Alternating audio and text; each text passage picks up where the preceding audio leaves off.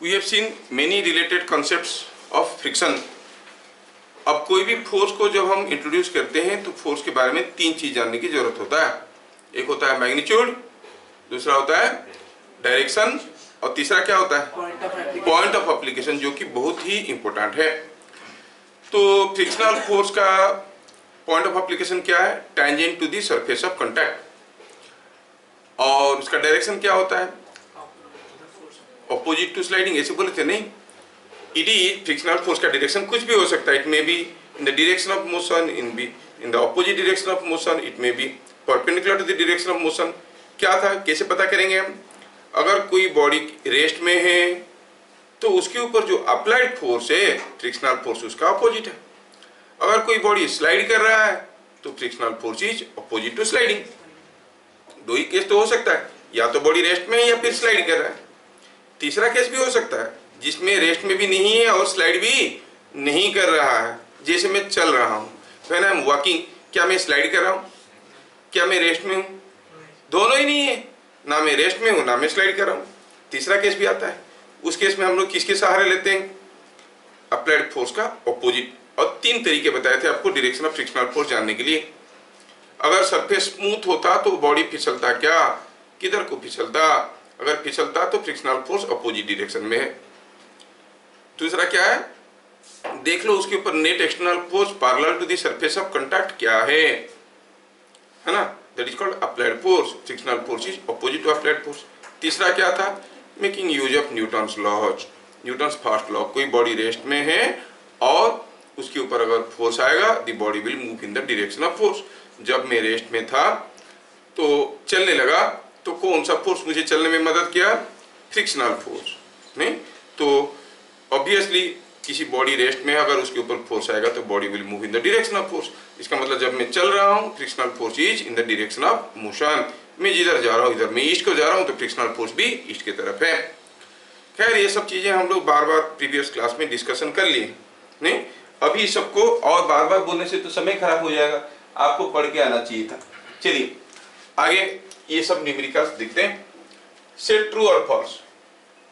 Direction of frictional force on a body is always opposite to direction of motion. True और false? चिल्ला के बोलो। False. क्यों? अभी तो बताया किसी भी डायरेक्शन में हो सकता है। Always opposite to direction of motion होगा क्या? नहीं, तो ये हो गया false. When a body is at rest, the frictional force on it is zero. कोई बॉडी रेस्ट में है तो उसके ऊपर फ्रिक्शनल फोर्स जीरो है। ट्रू और फॉल्स? आवाज नहीं आ रहा है? क्यों फॉल्स हो? हाँ, रेस्ट में है तो फ्रिक्शनल फोर्स हो सकता है कि नहीं हो सकता? अगर उसका स्लाइडिंग करने का टेंडेंसी होगा तो। When a body is sliding or having a tendency to slide, a frictional force develops. जैसे ये पेन मेरी हाथ पे है, ये रेस्ट में है लेकिन स्लाइड करने का टेंडेंसी रखता है, फिसलने की टेंडेंसी रखता है। क्यों नहीं फिसल रहा है? फ्रिक्शन। सो लिखेंगे कोई बॉडी अगर रेस्ट में है तो फ्रिक्शनल फोर्स जीरो होगा। ये स्टेटमेंट हो गया फॉल्स। बढ़िया है, आप लोग खुद ही बोलो। Next, when a man is walking the direction of frictional force is in the direction of motion. True और फॉल्स? ट्रू। अभी तो बताया नहीं, सो इट इज ट्रू। अगला क्वेश्चन में आपकी दिमाग की परीक्षा होगा। एक बॉडी को दो अलग अलग पोजीशन में रखा गया है। देखो ये सीधा करके रखे हैं, यहाँ पर लेस एरिया कांटेक्ट में, यहाँ पर मोर एरिया कांटेक्ट में। दोनों बॉडी स्लाइड कर रहे हैं। सेम बॉडी को अलग अलग पोजीशन में रखा गया है। क्या दिया है? Consider this same body sliding on two different positions, sliding in two different positions. Frictional force is more on B. True और false? False. Frictional force is independent of magnitude of area. कितना ज्यादा area contact में उससे frictional force नहीं निकलता है, nature of area के ऊपर डिपेंड करता है। ज्यादा एरिया कांटेक्ट होगा तो ज्यादा फ्रिक्शनल फोर्स होगा। ये गलत है, क्योंकि फ्रिक्शनल फोर्स तो स्लाइड कर रहा है तो म्यू एम जी ही होगा। नहीं तो यहाँ पे भी म्यू एम जी, वहां पर भी म्यू एम जी। तो स्टेटमेंट क्या हो गया? Statement is false. बढ़िया है, जो लोग करके आए बोलेंगे तो मुझे भी अच्छा लगेगा। अगला question, without friction we can not climb a vertical rope. क्या रस्सी पकड़ के चढ़ सकते हैं? चढ़ने की कोशिश करेंगे तो हाथ फिसलेगा। वर्टिकल रोप को कैसे चढ़ेंगे? हमें फ्रिक्शन की जरूरत होता है। वी कैन नॉट क्लाइंब, तो स्टेटमेंट हो गया ट्रू। बढ़िया, मस्त कर लो। Coefficient of friction becomes very large, then it will be very difficult to walk. If coefficient of friction बहुत ज्यादा हो जाएगा तो चलना बहुत मुश्किल हो जाएगा। ट्रू और फॉल्स? नो। सोचो, आपको चलने में कौन मदद कर रहा है? Frictional force. अगर रफ फ्लोर रहेगा, म्यू बहुत ज्यादा हो गया, बहुत ज्यादा रफ है, चल नहीं पाओगे। रफ होने से तो ही चल पाते हैं, स्मूथ हो जाएगा थोड़ी चल पाएंगे, क्योंकि वहां पर तो फ्रिक्शनल फोर्स हमारा दोस्त है, हमें चलने में मदद करता है। तो जितना ज्यादा रफ हो जाएगा, जितना ज्यादा फ्रिक्शनल फोर्स हो जाएगा, हम उतने आसानी से चल पाएंगे। अगर कोएफिशिएंट ऑफ फ्रिक्शन ज्यादा हो गया तो हम आसानी से चल पाएंगे नहीं। रेसिंग कार का जो टायर्स है उसको रफ होना चाहिए कि स्मूथ होना चाहिए? यस, जितना ज्यादा रफ होगा उतना जोर से भागेगा, नहीं तो वहीं से फिसलेगा, है कि नहीं? सो ये स्टेटमेंट क्या हुआ? If coefficient of friction becomes very large then it will be difficult to work. No, it will be easy to work. Statement is false. When a body slides, the coefficient of friction increases. जब कोई body slide करता है, due to the vibrations produced, intermolecular forces decrease, coefficient of friction slightly decreases to a new value that is called coefficient of kinetic friction. यहाँ पर लिखा है coefficient of friction increases, no decreases. तो statement क्या हो गया? False. बढ़िया है। आगे, when a man of mass m is working on a surface mu is equal to mu 0, कोई एक सरफेस पे चल रहा है, the frictional force on him is mu 0 mg। जब कोई आदमी चल रहा है, फ्रिक्शनल फोर्स mu mg है उसके पांव पे, सही है कि गलत है? क्यों सही होगा भाई? कोई आदमी चल रहा है, फ्रिक्शनल फोर्स का मैग्नीट्यूड के बारे में हम लोग बात किए थे।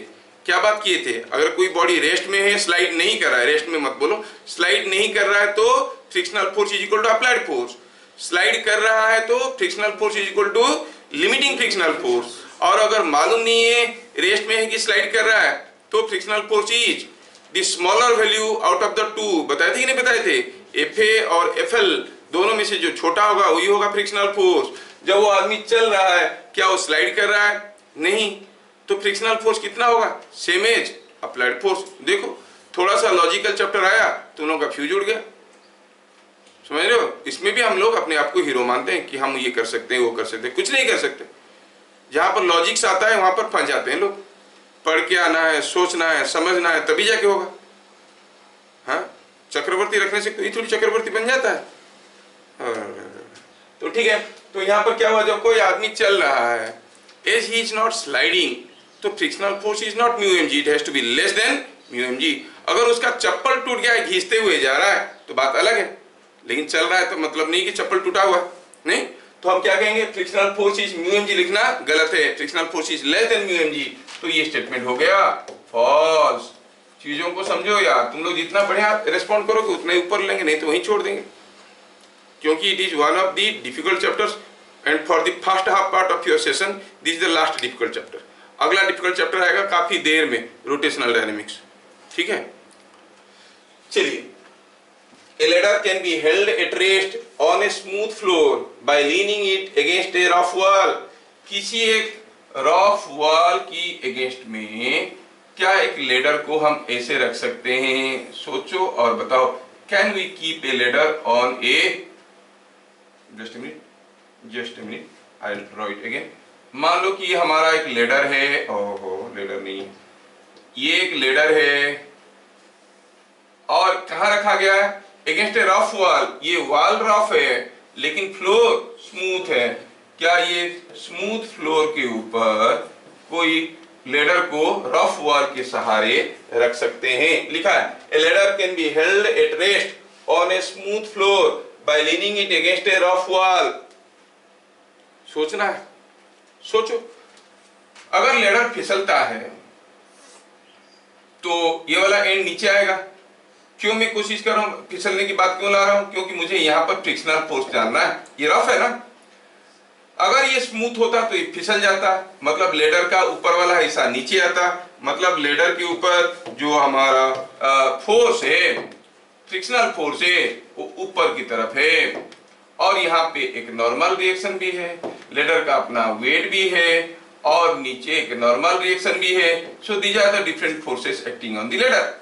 नीचे तो स्मूथ है, क्या ये सारे फोर्सेस के सहारे ये लेडर रेस्ट में रह सकता है? रहने के लिए क्या चाहिए? Sigma F X 0 sigma F Y 0। Sigma F Y zero नहीं होगा, होगा मालूम नहीं, लेकिन सिग्मा एफ एक्स जीरो करने के लिए, इस फोर्स को कैंसिल करने के लिए कोई फोर्स है क्या? नहीं है, तो रहेगा क्या? नहीं रहेगा, इट कैन नॉट रिमेन, क्योंकि सिग्मा एफ एक्स जीरो हो ही नहीं सकता। यहाँ पर एक ही फोर्स आ रहा है एक्स डायरेक्शन में, दूसरा फोर्स जरूरी है एक्स डायरेक्शन में, है कि नहीं? तो क्या कहेंगे? A ladder can be held at rest on a smooth floor by leaning it against a rough wall. Statement is false. Why? Because sigma F x can not be zero. क्या मेरी बात समझ में आ रहा है? ठीक है। अब टिपिकल क्वेश्चंस में आ रहे हैं हम लोग। चलिए देखें, find minimum and maximum value of F to hold the body in equilibrium given that when F is equal to zero the body slides down. अगर फोर्स नहीं रहेगा ये बॉडी स्लाइड कर जाता है। पूछा है बताओ what is the minimum value of F and maximum value of F for equilibrium. अगर कितना मिनिमम और कितना मैक्सिमम वैल्यू हम लगा के इसको इक्विलिब्रियम में रख सकते हैं। और दे में ask you find the range of F for which the block will be in equilibrium. Range of F मतलब एफ का दो वैल्यू निकलेगा, इससे ज्यादा होगा, बहुत ज्यादा फोर्स लगा देंगे ये स्लाइड करके ऊपर जाएगा, बहुत कम लगा देंगे फिसलते हुए नीचे आ जाएगा। एक मॉडरेट वैल्यू लगाना पड़ेगा। क्या वैल्यू लगाना पड़ेगा? चलिए इस क्वेश्चन को करते हैं, थोड़ा ध्यान से देखना नहीं तो मुश्किल हो जाएगा आपको समझने में। तो क्वेश्चन क्या है, थोड़ा ध्यान से देखो। उसका दो पार्ट है, पूछा है मैक्सिमम और मिनिमम वैल्यू। एक पार्ट मैं करूं तो दूसरा पार्ट आप करोगे। Now see here, here is the block, ये है। चलिए हम बात करते हैं for minimum F. Minimum F जब दे रखे हैं और ये इक्विलिब्रियम में है, क्या मतलब है? हम मिनिमम फोर्स दिए हैं और ये ब्लॉक रेस्ट में है, मतलब क्या है? बॉडी अगर मेरा फोर्स में थोड़ा सा भी कम कर दूंगा ये रेस्ट में नहीं रहेगा। मिनिमम दे रखा हूं, थोड़ा सा भी कम कर दूंगा रेस्ट में नहीं रहेगा, मतलब क्या होगा? ऊपर चले जाएगा कि नीचे आ जाएगा? नीचे आ जाएगा। मतलब हुआ जब मैं मिनिमम फोर्स की बात कर रहा हूं ये बॉडी नीचे फिसलने वाली है, it is at the verge of sliding down, है कि नहीं? इसका मतलब जब मिनिमम फोर्स की बात चल रहा है तो फ्रिक्शनल फोर्स कैसे होगा इसके ऊपर? ऐसे होगा। And the body is about to slide. Minimum force दे रखे हैं ना, जस्ट फिसलने वाला है, कोई बॉडी जस्ट मूव करने वाला है, तो उसको क्या कहते हैं? Limiting equilibrium. ये बॉडी भी लिमिटिंग इक्विलिब्रियम में है। लिमिटिंग इक्विलिब्रियम में जब है तब फ्रिक्शनल फोर्स क्या होता है? Mu R. म्यू आर होता है। मालूम नहीं है आर कितना है, पर हमें निकालना पड़ेगा। हमें तो मालूम है ये कि जो हमारा क्या कहते हैं mg है, that mg can be resolved into two components, एक कंपोनेंट ऐसा, एक कंपोनेंट ऐसा। क्या आप लोगों को याद है कि ये वाला कंपोनेंट क्या होता था? mg sin थीटा, और ये वाला component mg cos theta. Very good. और यहाँ पर एक नॉर्मल रिएक्शन भी तो होगा, ऐसे आर। अब ये बॉडी लिमिटिंग इक्विलिब्रियम में है। I choose this as my y-axis, this as my x-axis. At limiting equilibrium, sigma fy is equal to 0. Body rest में है, मतलब इधर का force must be equal to इधर का फोर्स, है कि नहीं? तो इसका मतलब r का वैल्यू क्या हो गया? mg cos theta. इधर को r है, इधर को mg cos theta. Sigma F X is equal to 0। Limiting equilibrium में है, मूव नहीं कर रहा है, लेकिन मूव करने वाला है, it is at the verge of motion. Sigma F X 0 मतलब उधर का फोर्स इधर का फोर्स बराबर होगा। उधर का फोर्स क्या है? एफ, और क्या है? म्यू आर नहीं, और इधर को क्या फोर्स है? mg sin theta. ये जो एफ है ये कौन सा फोर्स है? मिनिमम फोर्स है। कितना हुआ? mg sin theta minus mu into R. R क्या है? mg cos theta. क्या मेरी बात सबको समझ में आया? So what minimum force is required to hold it in equilibrium? This much. अगर मैक्सिमम फोर्स की बात करेंगे, सोचो हम मैक्सिमम फोर्स दे रखे हैं फॉर इक्विलिब्रियम, मतलब थोड़ा सा भी ज्यादा देंगे वो इक्विलिब्रियम में नहीं रहेगा। मतलब मैक्सिमम दे रखे हैं, थोड़ा सा भी ज्यादा देंगे इक्विलिब्रियम में नहीं रहेगा, मतलब किधर आएगा? नीचे के ऊपर। ऊपर मतलब सब फ्रिक्शनल फोर्स किधर को होगा? नीचे की तरफ, सब कुछ वही रहेगा, खाली फ्रिक्शनल फोर्स का डायरेक्शन उल्टा हो जाएगा। Are you getting? When you are talking about the maximum force, everything will be as it is, but the frictional force will be in the opposite direction. The body is at the verge of sliding up. नहीं तो हम कहेंगे ये क्या करें इसको ऐसा। For maximum F, मैं तो अपनी बोर्ड पे करेक्शन कर लूंगा, आपको लिखना पड़ेगा। फॉर मैक्सिमम एफ सब कुछ वही रहेगा, बस ये जो फ्रिक्शनल फोर्स है ये उल्टा हो जाएगा। मतलब म्यू आर अब ऊपर की तरफ नहीं है, म्यू आर अब नीचे की तरफ है, सब कुछ वही चलेगा, बस यहाँ पे क्या बन जाएगा देखो तो। Now F will be sigma F X 0, F will be equal to mg sin theta plus mu into R, और आर का वैल्यू मालूम है, so the answer will be mg sin theta plus mu mg cos theta. समझ में आया क्या? ये मतलब अगर फ्रिक्शनल फोर्स इस मैक्सिमम वैल्यू से इस मिनिमम वैल्यू के बीच में, सॉरी अप्लाइड फोर्स, जो फोर्स हम लगा रहे हैं एफ का वैल्यू मैक्सिमम और मिनिमम के बीच में रहेगा, तो ये बॉडी इक्विलिब्रियम में रहेगा। Is that clear? यस, समझ में आया। चलिए आगे बढ़ते हैं।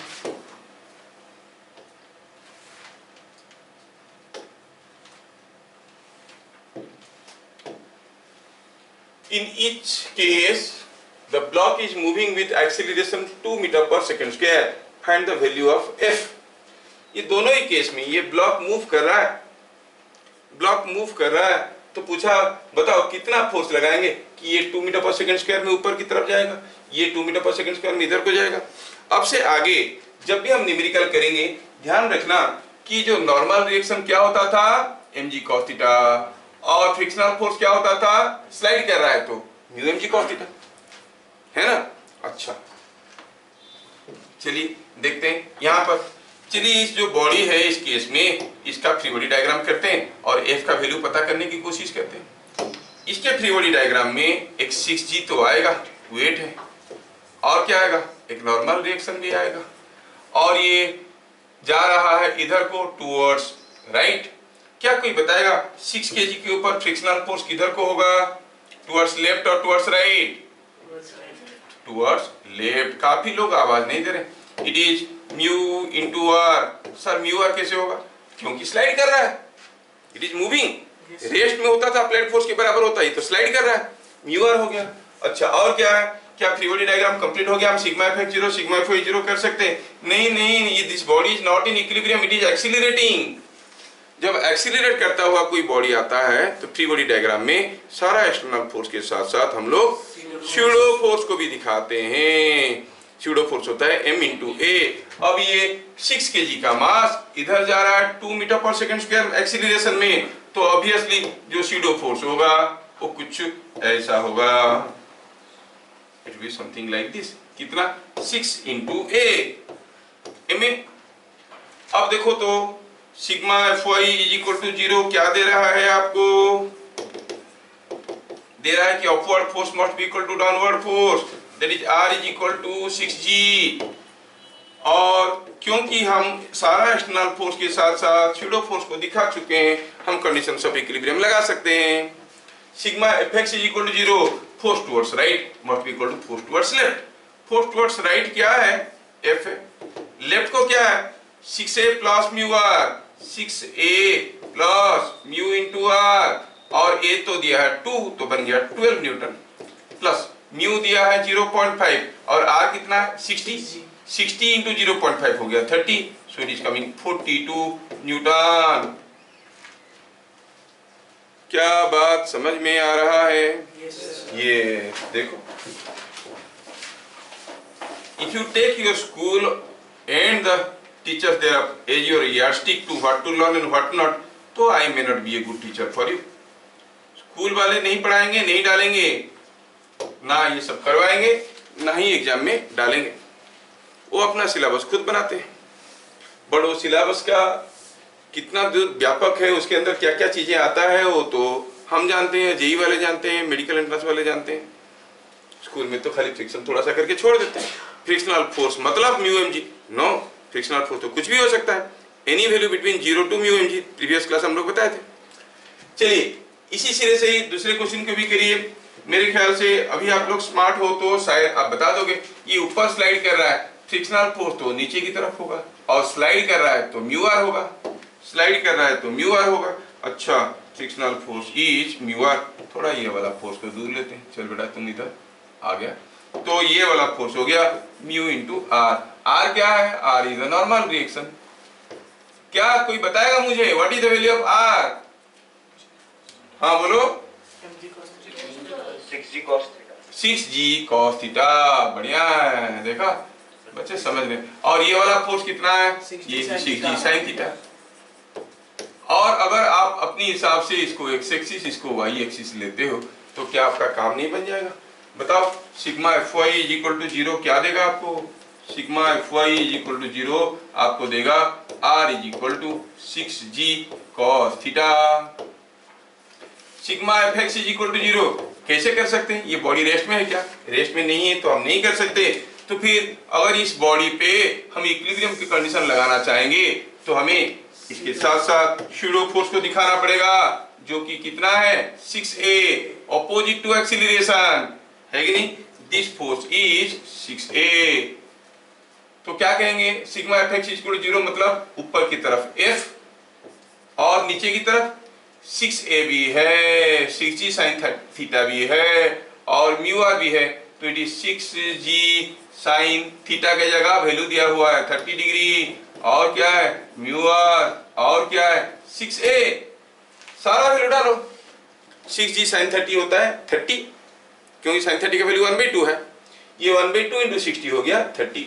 म्यू इंटू आर, आर कितना है? 6g cos थीटा, cos 30 होता है √3/2, नहीं? तो क्या आप ये सारा वैल्यू को डालोगे और आपका आंसर निकल जाएगा?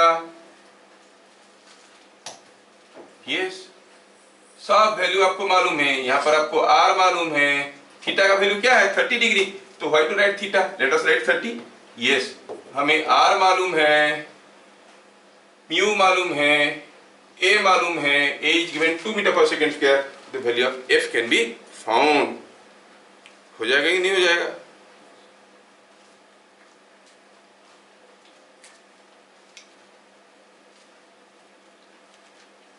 Is it understood? Yes. कुछ लोग समझ रहे हैं, कुछ लोग नहीं समझ रहे हैं। कुछ लोग चाहते हैं कि हमको पूछा जाएगा तो हम बताएंगे। तुम लोग बेपरवाह अपनी तरफ से आंसर देना शुरू करो जहां जहां आपको आता है। Question number 4, in figure shown find frictional force on block if block is at rest, block is sliding down and if m is 8 kg, mu is 0.3, theta is 30 degree. Frictional force का magnitude पूछा है। क्या आपको याद है frictional force का magnitude क्या होता था? अगर कोई बॉडी रेस्ट में है तो it is equal to applied force, मुंडी हिलाते रह जाओगे, ठीक है? और अगर कोई बॉडी स्लाइड कर रहा है तो frictional force is equal to limiting frictional force. और अगर स्टार्टस मालूम नहीं है ये रेस्ट में है कि मोशन में है तो दोनों निकालो, दोनों में से जो छोटा होगा वही होगा फ्रिक्शनल फोर्स। भूल गए क्या? यही तो बताए थे, नहीं? हाँ, तो चलिए पहला केस में तो मेंशन कर दिया गया है। क्या मेंशन कर दिया है? बॉडी रेस्ट में। चलिए इस बॉडी के ऊपर जो जो फोर्सेस आ रहे हैं थोड़ा उनको दिखाते हैं। हम जानते हैं कि एक फोर्स इसको इधर लग रहा होगा, कितना है? कुछ भी है, निकालेंगे इसको। दूसरा फोर्स इधर को लग रहा होगा, this are the components of mg। और आप जानते हो कि this is mg sin theta and this is mg cos theta, और इसके साथ साथ इसके ऊपर एक नॉर्मल रिएक्शन आ रहा होगा, यू कॉल इट r। और ये बॉडी ऐसा है, कोई फोर्स नहीं आ रहा है, मतलब ये जस्ट फिसलने वाला है या फिर फिसल रहा है या फिर टेंडेंसी ऑफ स्लाइडिंग रखा है, तो इन दैट केस इसके ऊपर जो फ्रिक्शनल फोर्स आएगा वो ऐसे आएगा। क्या फ्रिक्शनल फोर्स को हम लोग म्यू आर लिखेंगे? नहीं, फ्रिक्शनल फोर्स को म्यू आर नहीं लिखेंगे। फ्रिक्शनल फोर्स कुछ भी हो सकता है, नहीं? म्यू तो ये सरफेस पे है, यहाँ पे कोएफिशिएंट ऑफ फ्रिक्शन म्यू दिया हुआ है, तो यहाँ पर क्या लिखेंगे फ्रिक्शनल फोर्स को? मालूम नहीं, फ्रिक्शनल फोर्स ही लिख डालते हैं नहीं। Now here what is R, बताओ आर कितना है? क्या ये बॉडी इस डायरेक्शन में मूव कर रहा है? नहीं, मतलब इधर को जितना फोर्स है इधर को उतना ही फोर्स है। तो आर कितना है? mg cos theta. R is mg cos theta. अच्छा, क्या बता सकते हो what is the applied force here in this figure? The force parallel to the surface of contact other than frictional force. Parallel to surface of contact क्या force है? ये mg sin theta. Yes, mg sin theta. क्या यहाँ पे आप limiting frictional force का value जानते हो? कितना मैक्सिमम हो सकता है? कितना है वो?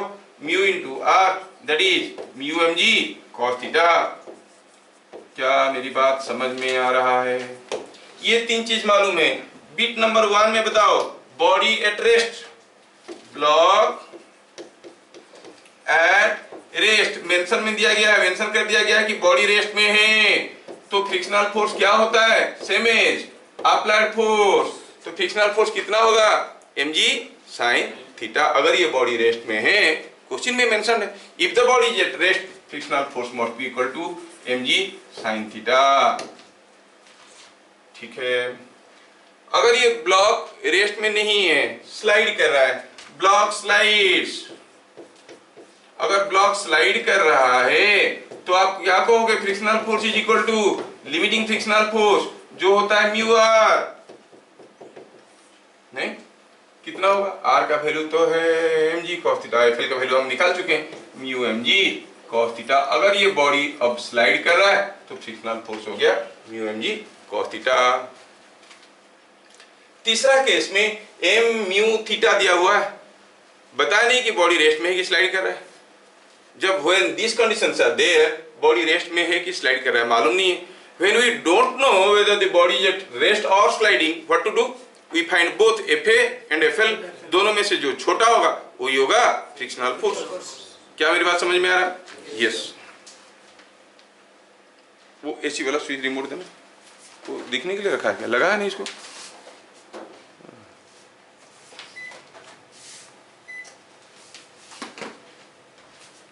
आया समझ में? चलिए अब तीसरी केस में देखते हैं।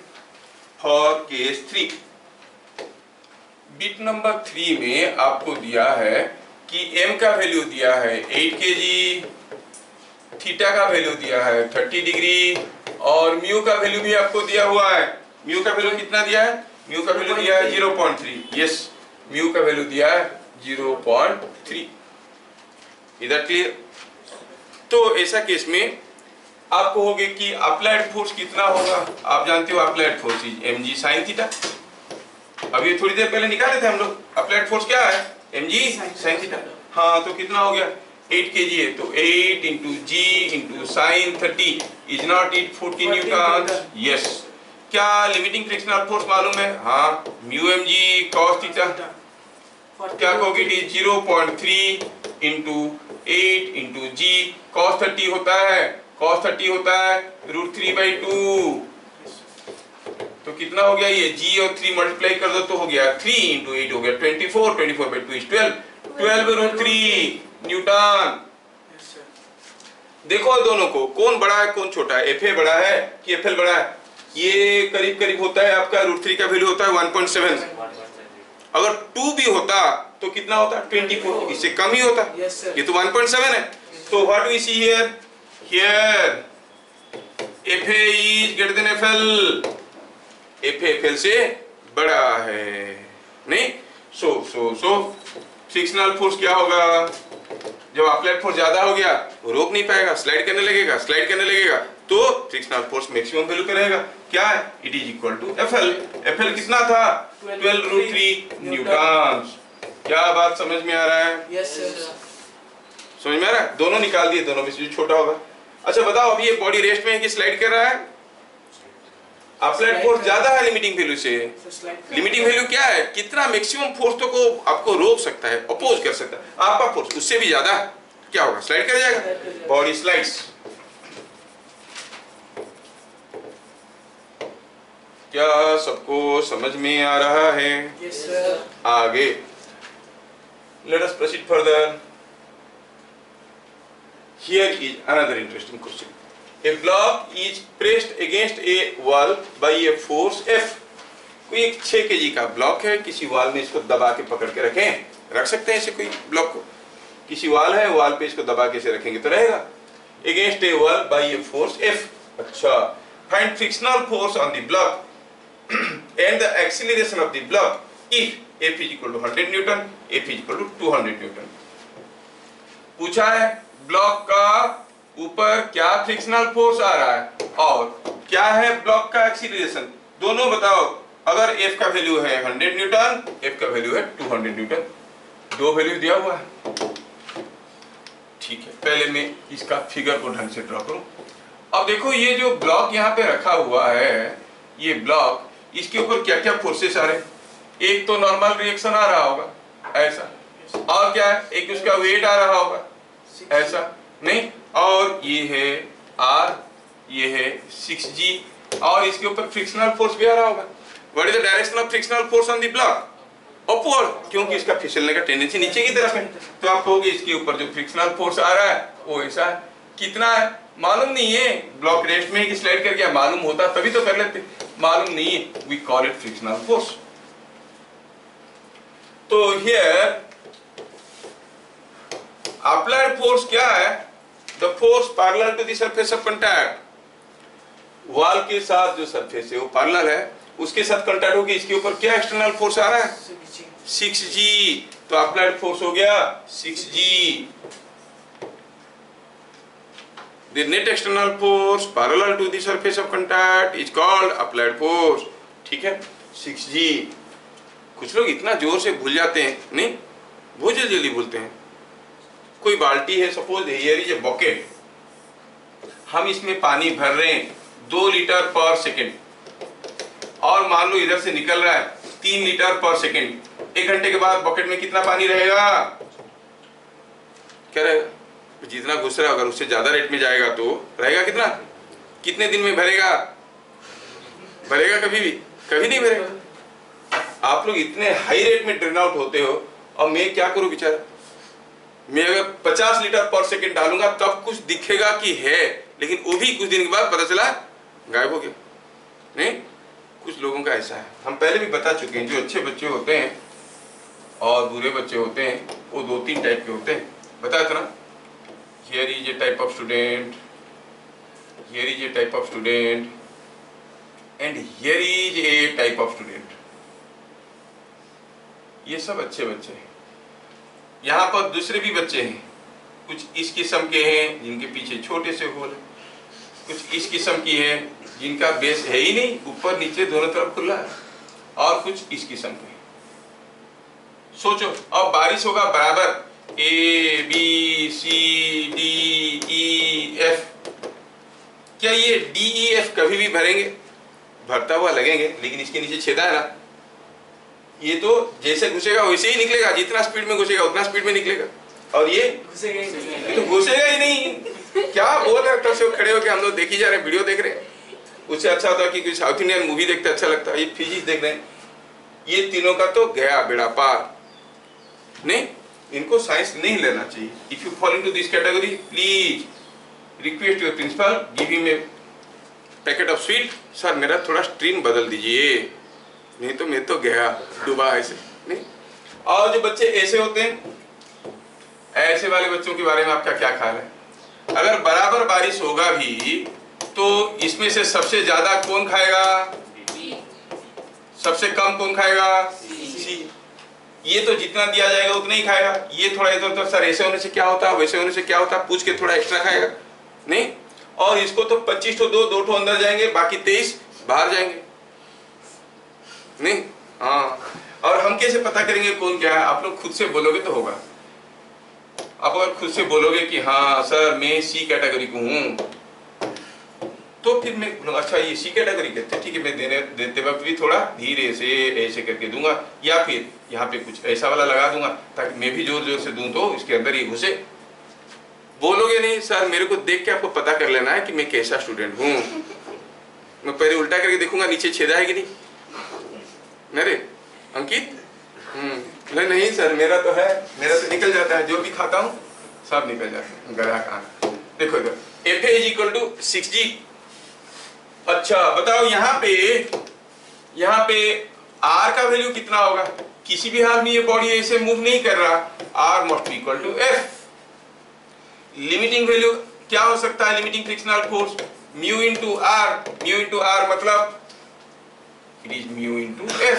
म्यू का वैल्यू दिया हुआ है, ये सब मालूम है।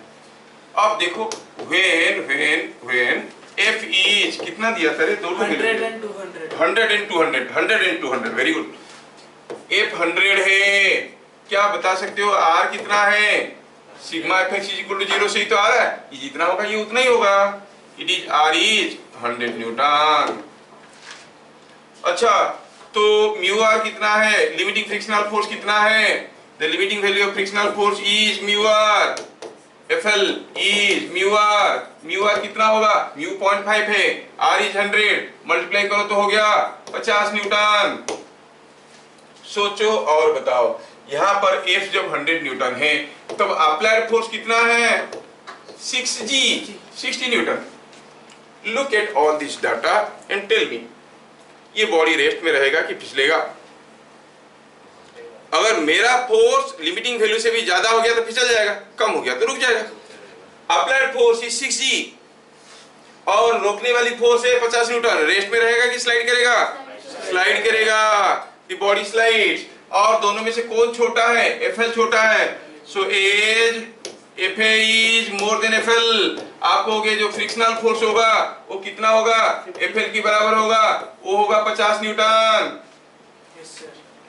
Frictional force is only 50 Newton. समझ में आया क्या? अच्छा तो फिर ये बॉडी स्लाइड करेगा, बॉडी स्लाइड्स विथ एक्सीलरेशन। बताओ कितना होगा एक्सीलरेशन का फॉर्मूला? मेरा ढकेलने वाली फोर्स माइनस रोकने वाली फोर्स बाय मास। ढकेलने वाली फोर्स कौन है? Applied force 6G। रोकने वाली फोर्स कौन है? Frictional force 50 newton. तो it is 60 minus 50 by mass कितना है? 6। सो इट इज 10/6 और 5/3 मीटर पर सेकेंड स्क्वायर। क्या मेरी बात समझ में आ रहा है? तो इस केस में this block will slide with an acceleration 5/3 metre per second square. क्या मेरे वीर जवान बच्चे ये दूसरा वाला बिट को कर सकते हैं? व्हेन F इज 200 यस, देखा? व्हेन कितना जल्दी लोग गलत आंसर देते हैं। Very smart in giving wrong answers. नहीं? हाँ, when F is equal to 200, when F is equal to 200, याद करें कि ये जो हमारा कहाँ गया हो? Just a minute, I will bring the figure here again. यहाँ पर फिगर को ले आते हैं, ये वाला, ये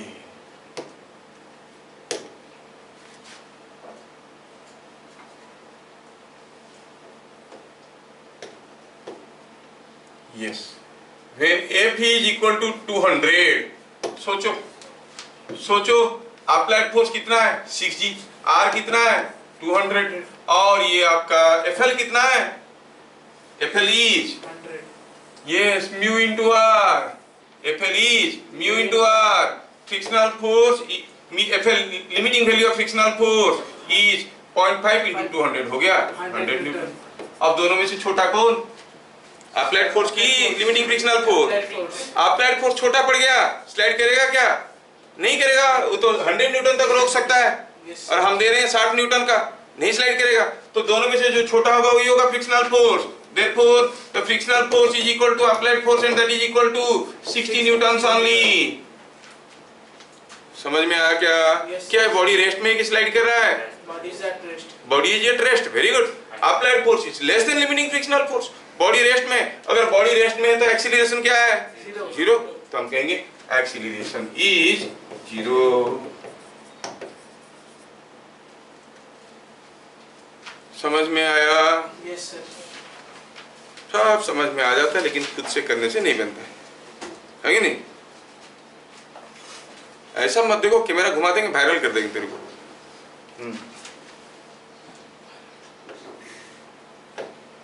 नेक्स्ट क्वेश्चन, चलिए अगला क्वेश्चन देखते हैं। यहां पर देखो, in figure shown the 2 kg block is sliding on 8 kg। ये 2 kg का ब्लॉक 8 kg ब्लॉक के ऊपर स्लाइड कर रहा है। 8 kg block is at rest, ये मूव नहीं कर रहा है। मान लो कि टेबल के ऊपर कोई ब्लॉक स्लाइड कर रहा है, टेबल रेस्ट में, हो सकता है नहीं हो सकता? हो सकता है। पूछा और दोनों जगह म्यू का वैल्यू दिया, ये 0.5 है, ये 0.6 है। पूछा है find frictional force on ground, ground पे क्या फ्रिक्शनल फोर्स है, सोचो। चलिए बारी बारी से देखते हैं, बारी बारी से देखते हैं कि ये जो 2 kg का ब्लॉक है, इसका अपना एक वेट तो है 2g, और इसके ऊपर एक रिएक्शन फोर्स दे रहा होगा कौन, ये 8g दे रहा होगा। कितना? से इट इज r1, और ये ब्लॉक इधर को स्लाइड कर रहा है, तो पक्का उसके ऊपर फ्रिक्शनल फोर्स होगा। कोई बताएगा कितना होगा फ्रिक्शनल फोर्स? स्लाइड कर रहा है तो म्यू इंटू आर। म्यू कितना दिया है? 0.5, so it is 0.5 r1। Solution लिखे, frictional force on 2 kg is equal to 0. और म्यू 1, इसको म्यू 1 कहो, म्यू 1 r1, ठीक है, ये म्यू 2 है। कितना हो गया? 0.5। r1 का वैल्यू कितना है? 20। तो कितना हो गया फ्रिक्शनल फोर्स? 10 न्यूटन। ये जो 2 kg ब्लॉक है उसके ऊपर फ्रिक्शनल फोर्स आ रहा है 10 न्यूटन। किधर को? जिधर को स्लाइड कर रहा है उसका उल्टा डायरेक्शन में। बात समझ में आया? ये जो फ्रिक्शनल फोर्स 10 न्यूटन का आया 2 kg के ऊपर, वो एक्सटर्नल फोर्स है कि इंटरनल फोर्स है? बाहरी तो आ रहा है, एक्सटर्नल फोर्स है। एक्सटर्नल फोर्स कब कहते हैं? जो एजेंट इसके ऊपर फोर्स लगा रहा है वो अगर इसके बाउंड्री से बाहर है तो एक्सटर्नल फोर्स है। कौन लगा रहा है इसके ऊपर? ये जो फ्रिक्शनल फोर्स 10 न्यूटन का दिया कौन उसको? Who is the agent? 8 kg पकड़ के रखने की कोशिश करता है, उसके मॉलिक्यूल्स को छोड़ता नहीं है, नहीं तो फोर्स दे रहा है। तो ये हो गया एजेंट, ये हो गया object. And for every reaction there is an equal and opposite reaction. अगर 8 kg 2 kg के ऊपर दिया 10 न्यूटन, वो भी टुवर्ड्स राइट, तो 2 kg 8 kg के ऊपर कितना फोर्स देगा? 10 Newton. Equal and opposite towards left. चलिए 2 kg का 8 kg का फ्री बॉडी डायग्राम देखते हैं। Let us look at the free body diagram of 8 kg। ये हो गया 8 kg वाला ब्लॉक। जगह नहीं होगा तो मैं दूसरे पेज में जाऊंगा। Here is 8 kg block. क्या कोई स्मार्ट बच्चा मुझे बता सकता है how many external forces are acting on 8 kg? एक मैं बता देता हूं, बाकी आप कोशिश करो। पहला मैं बता दिया डिफिकल्ट वाला, वो है वेट 8g। बताओ how many external forces, count करो और बताओ how many external forces are acting on 8 kg। देखो देखो, गिनती करो, फिगर को देखो और बताओ 8 kg के ऊपर कितने ठो फोर्स आ रहा है? पहला है फोर्स तो दो किस्म के होते हैं, contact force and non contact force. Non contact force तो वेट है, मैं दिखा दिया। कॉन्टैक्ट, ये ग्राउंड के साथ कॉन्टैक्ट है तो यहाँ एक फोर्स आ रहा होगा, इसके साथ कॉन्टैक्ट में तो यहाँ पर एक फोर्स आ रहा होगा। ये 2 kg को ढकेल रहा है r1 में, तो 2 kg इसको पुश कर रहा होगा नीचे r1 में। तो चलिए देखते हैं, 2 kg दे रहा है इसके ऊपर r1, नहीं ये r1 है, और इसके ऊपर एक फ्रिक्शनल फोर्स ऐसे आ रहा है क्योंकि 2 kg के ऊपर फ्रिक्शनल फोर्स उधर को आ रहा था, तो इसके ऊपर फ्रिक्शनल फोर्स इधर को आएगा। कितना है वो हम निकाल चुके हैं, कितना था? 10 न्यूटन। और नीचे के फोर्स भी होगा r2, नहीं? Yes sir. अभी ये ब्लॉक क्या फिसलने का फिसल तो नहीं रहा है, लेकिन फिसलने का टेंडेंसी रख रहा है। सोचो सोचो सोचो, ये जो फोर्स है क्या ये सरफेस ऑफ कांटेक्ट को पैरेलल नहीं है? तो ये इस फोर्स के चलते ये इधर स्लाइड करने की कोशिश करेगा, करेगा कि नहीं करेगा? कोई हेवी ब्लॉक को किसी टेबल के ऊपर ढकेल दोगे तो टेबल को खींच के ले जाएगा कि नहीं ये साथ में? क्यों? क्योंकि वो टेबल के ऊपर ये साइड फ्रिक्शनल फोर्स दे रहा है कि नहीं? तो हम कहेंगे तो इसके ऊपर जो फ्रिक्शनल फोर्स आएगा वो कुछ ऐसा आएगा, लेकिन ये स्लाइड नहीं कर रहा है, तो फ्रिक्शनल फोर्स कितना है मालूम नहीं है, पता कर सकते हैं। R1 का वैल्यू है 2g, यहाँ पर देख लेना हम लोग R1 का वैल्यू क्या है। हाँ, R1 का वैल्यू है 2g, ठीक है, तो ये 2g है, ये 8g है। R2 का वैल्यू कितना है? 10g, नहीं, R2 का वैल्यू 10g है। फ्रिक्शनल फोर्स कितना होगा? क्या फ्रिक्शनल फोर्स यहाँ पर म्यू इंटू R2 होगा? नहीं होगा, अगर स्लाइड करता तो म्यू इंटू R2 होता। तो दिया है कि रेस्ट में है, Yes, sir. अगर ये रेस्ट में है तो फ्रिक्शनल फोर्स कितना होगा, जितना अप्लाइड फोर्स है। Apply force. यहाँ पर ये ऊपर वाला ब्लॉक इसको इधर ढकेल रहा है, 10 न्यूटन में नहीं जा रहा है, मतलब frictional force must be equal to 10 newton. जितना ऊपर वाले ब्लॉक के ऊपर है उतना नीचे वाले के ऊपर। ये जो फ्रिक्शनल फोर्स है 8 kg के ऊपर, ये फ्रिक्शनल फोर्स कौन लगा रहा है 8 kg के ऊपर? 2 kg तो ऊपर है, नीचे से कौन लगा रहा है? ग्राउंड। Ground. तो फिर ग्राउंड के ऊपर फ्रिक्शनल फोर्स कैसे होगा? अगेन इक्वल एंड अपोजिट, कितना? 10 न्यूटन। तो पूछा है what is the frictional force on ground, you say it is 10 newton in the direction of velocity of the block. समझ में आया क्या? Yes, sir. Frictional force on ground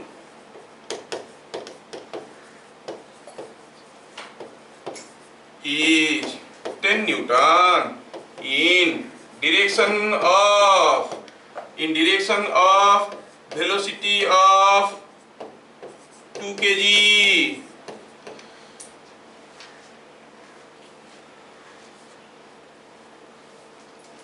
क्या दिशा, ज्योति और ऋतुजा को भी समझ में आ रहा है? एक दूसरे को मत पूछो, खुद बोलो। हाँ, आ रहा है? आवाज नहीं आ रहा है? यस सर, नो सर बोलो। सर आ रहा है तो बोलो। कोई बॉडी रेस्ट में तो फ्रिक्शनल फोर्स का मैग्नीट्यूड क्या होता है? When a body is at rest, what is the magnitude of frictional force? 0. कोई बॉडी रेस्ट में है तो फ्रिक्शनल फोर्स का, बगल वाले दोस्त को पूछो तुम्हारा। Share among all other girls and tell. कोई बॉडी रेस्ट में है, ये 8 kg रेस्ट में था, क्या ऊपर फ्रिक्शनल फोर्स 0 हुआ? नहीं। कोई बॉडी रेस्ट में है तो फ्रिक्शनल फोर्स कितना होता है? किसको आता है हाथ उठाओ तो देखें। Let me see how many of you are able to say. कितने लोग आता है कोई बॉडी अगर रेस्ट में है तो फ्रिक्शनल फोर्स कितना होगा? कितना होगा? What is the answer? Tell me the answer. Applied force. Same is applied force. बढ़िया, देखा? बाकी लोगों को समझ में आ रहा है लेकिन वो बोल नहीं पा रहे। ठीक है, जब कोई बॉडी रेस्ट में है frictional force is equal to applied force. ठीक है, चलिए अगला question.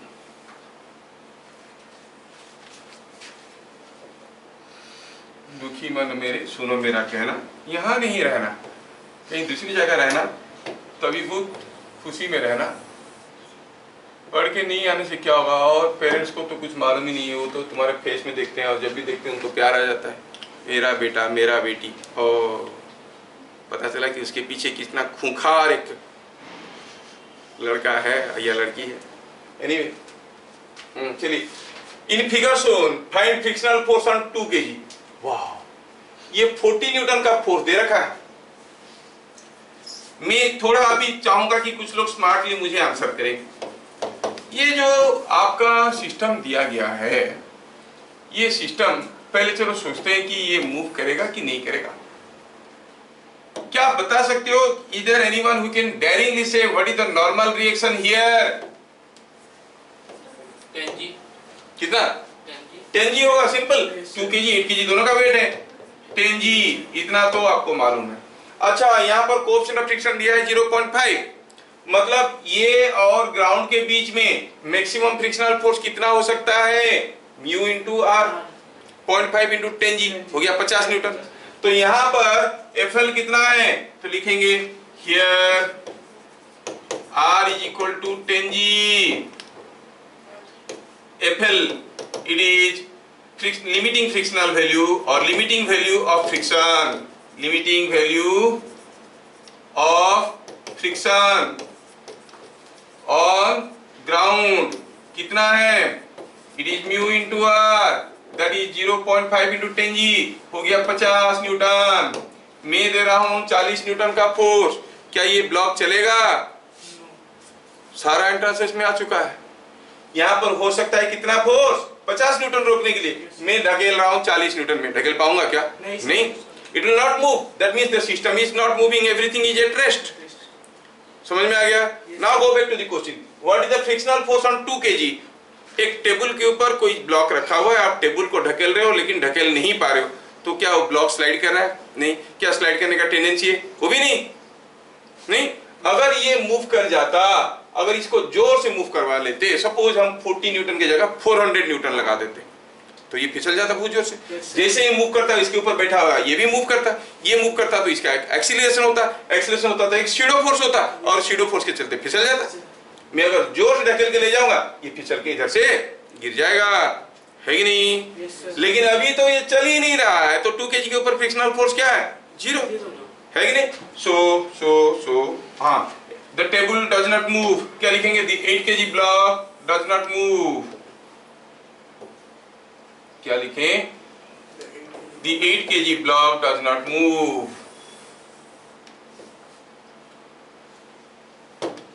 as FA is 40 Newton, which is less than FL. 8 kg doesn't move.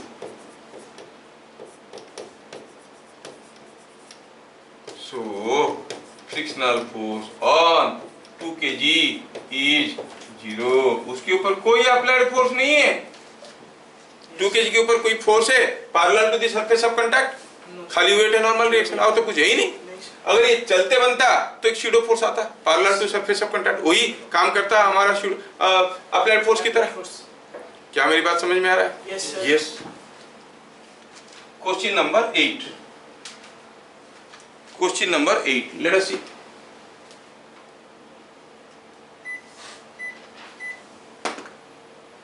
The coefficient of friction between tire and road is 0.8.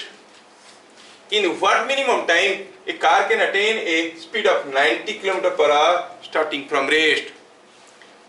हम पहले भी discussion कर चुके हैं कि हम चल पाते हैं या फिर कोई गाड़ी चल पाता है, कोई कार रेस्ट में है, चलने लगा, because of which force? Is it because of the engine? No, because of friction. अगर उसके नीचे तेल डाल देंगे, एक्सीलरेटर दबाओ, चक्का वहीं फिसलते रहेगा, वो आगे नहीं जा पाएगा। तो what external force helps it to move? Frictional force. जितना ज्यादा फोर्स उतनी ज्यादा एक्सीलरेशन में जाएगा। कोई कार क्या मिनिमम टाइम में ये स्पीड लेगा? मिनिमम टाइम में पिकअप लेके 90 किलोमीटर पर आवर हो जाएगा, तो मैक्सिमम एक्सीलरेटर दबाएगा, है ना? कितना मैक्सिमम एक्सीलरेशन हो सकता है? सॉल्यूशन में लिखेंगे मैक्सिमम एक्सीलरेशन कितना होता था? It is maximum frictional force by mass mu g. ये भी हम लोग डिस्कशन किए थे। म्यू का वैल्यू दिया है 0.8 इंटू जी, तो 10 है, तो हो गया 8 मीटर पर सेकंड स्क्वायर। ये कार इतना मैक्सिमम एक्सीलरेशन कर सकता है। इनिशियल वेलोसिटी 0 है, और उसको क्या वेलोसिटी में पहुंचना है? 90 किलोमीटर पर आवर। क्या मीटर पर सेकंड में आप जानते हो कितना होगा? मल्टीप्लाई 5/18, 5/18 मल्टीप्लाई करो तो 5 × 5 हो गया 25 मीटर पर सेकेंड। पूछा ये मैक्सिमम एक्सीलरेशन, पूछा है कितना मिनिमम टाइम में। मिनिमम टाइम में कब ये स्पीड पहुंचेगा? अगर वो मैक्सिमम एक्सीलरेशन में जाएगा। मैक्सिमम एक्सीलरेशन क्या है? 8 मीटर पर सेकंड स्क्वायर। इससे ज्यादा एक्सीलरेशन में जा ही नहीं सकता। तो आप जानते हो कि T मिनिमम क्या फॉर्मूला होता है? V - U/A। V है 25, U है 0, A है 8, so it is in 25/8 second. कितना हाई पिकअप वाला गाड़ी है? नहीं, ऑलमोस्ट 3 पॉइंट समथिंग सेकेंड्स में 90 किलोमीटर पर आवर स्पीड में आ गया। क्या बात समझ में आ रहा है? In what minimum time it can gain A speed like this? It is in 25/8 seconds. अगला question, a block is sliding with 20 meter per second on a rough floor where mu is 0.5. in what time it will stop? अरे ये तो बहुत आसान हो गया। कोई block है, क्या मास है? दिया नहीं है। यू अस्यूम ये मूव कर रहा है क्या स्पीड में? 20 मीटर पर सेकेंड में, और किसी के रॉक फ्लोर पे जा रहा है जहां पर म्यू का वैल्यू दिया हुआ है 0.5। तो ये थोड़ी देर में रुकेगा। पूछा है कितनी समय के बाद रुकेगा? इसका initial velocity is 20, final velocity क्या होगा? रुक जाएगा तो 0। कितनी समय के बाद रुकेगा? उसके लिए हमें रिटार्डेशन मिल जाएगा तो काम बन जाएगा। Excuse me. ये जो ब्लॉक है, जब वो स्लाइड कर रहा था, पक्का उसके ऊपर फ्रिक्शनल फोर्स ऐसे था, स्लाइड कर रहा था तो म्यू आर था, और आर क्या है सबको मालूम है।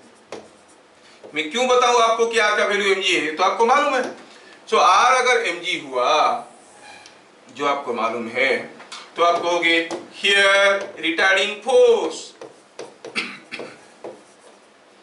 हियर द रिटार्डिंग फोर्स, जो रोकने वाली फोर्स है, क्या है वो? It is frictional force and that is mu into R which is mu mg। तो एक्सीलरेशन क्या होगा? एक्सीलरेशन कहाँ होगा? रिटार्डेशन होगा। चलो ठीक है, माइनस लिख देते हैं। It is mu mg by m। Acceleration is negative minus mu g. Initial mu g का वैल्यू कितना है? म्यू का वैल्यू दिया हुआ है 0.5, तो ये हो गया -5। It is -5 metre per second square. u कितना? u दिया है 20 मीटर पर सेकेंड। और पूछा है v कितना है? v दिया है रुकेगा तो 0। t पूछा है, ये तो आप लोग निकाल ही सकते हो। v को u प्लस 80 करके आप t का वैल्यू निकाल सकते हो, है कि नहीं? You can find out the value of t। कर सकते हो कि नहीं कर सकते हो? कितना है? 4 seconds.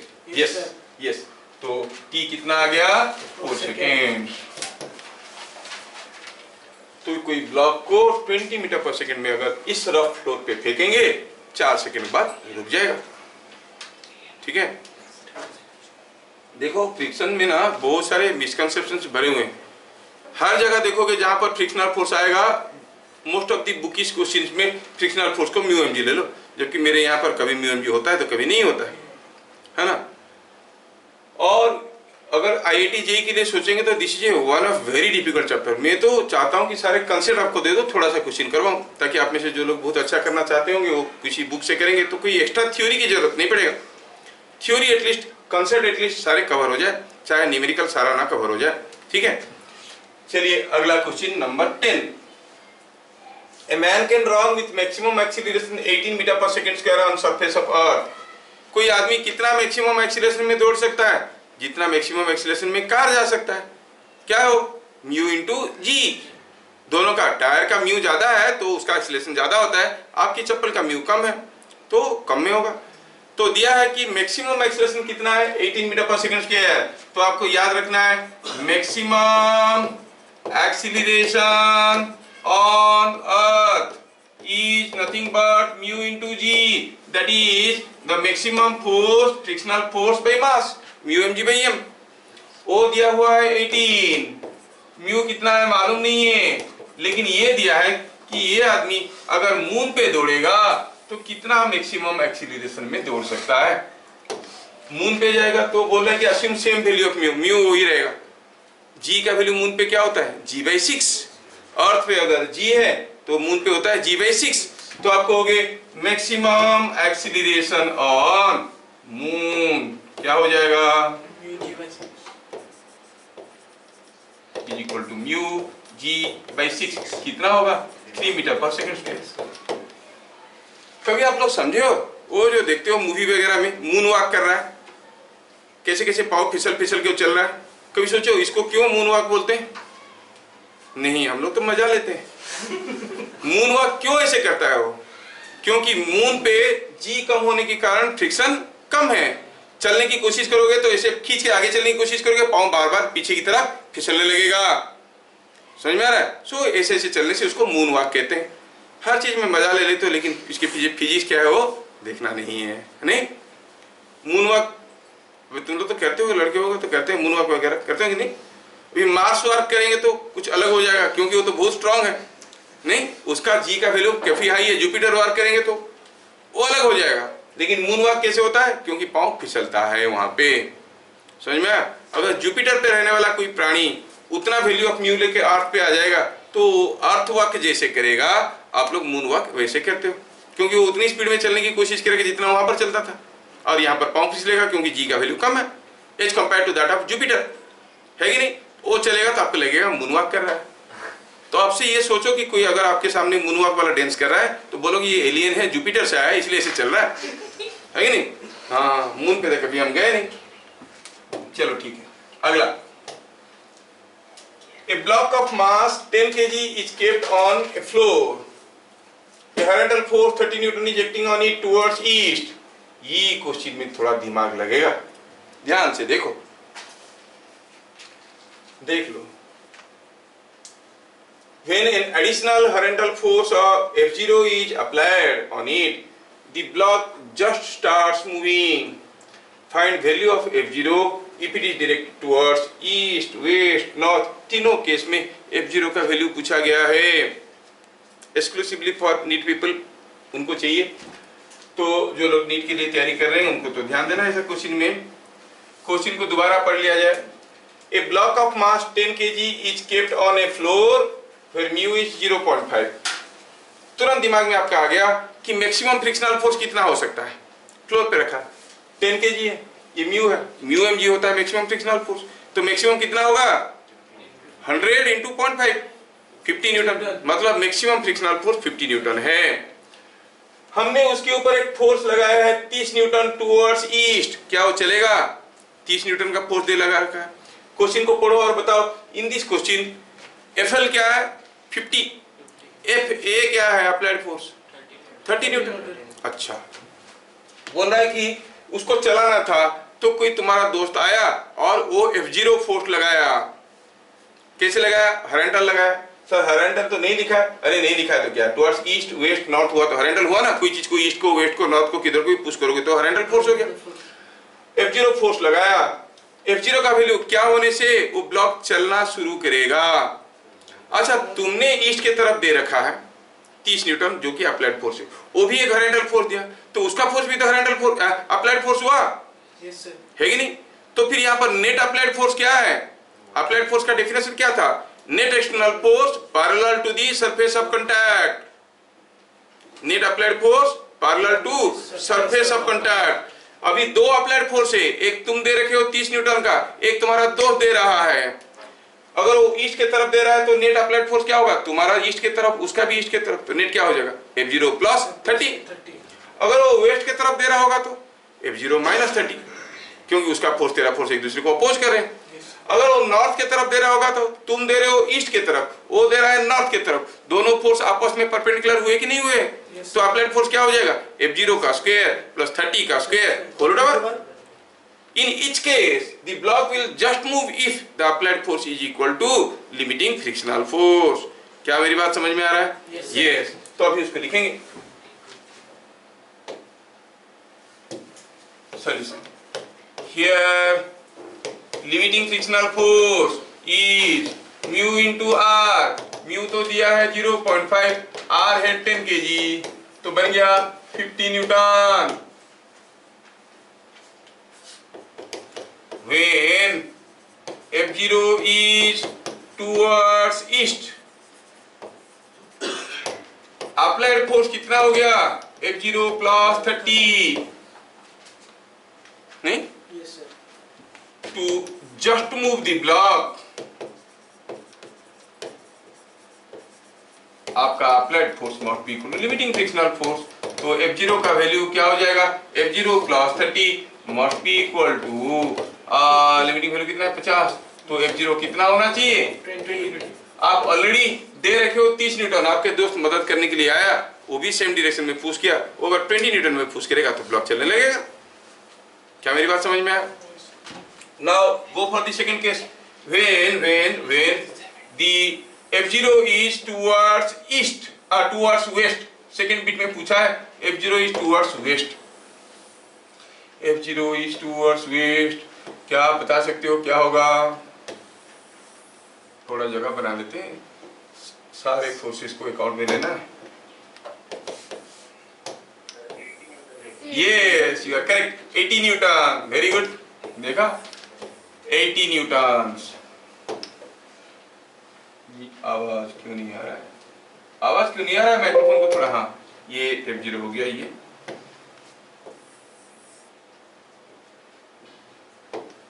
implies F0 is 20 Newton. When F0 is towards west, तो अप्लाइड फोर्स हो जाएगा F0 minus 80, sorry F0 minus 30, क्योंकि आप आपकी दोस्त की अपोजिट डायरेक्शन में फोर्स दे रहे हो। अगेन आप कहोगे कि for sliding to start,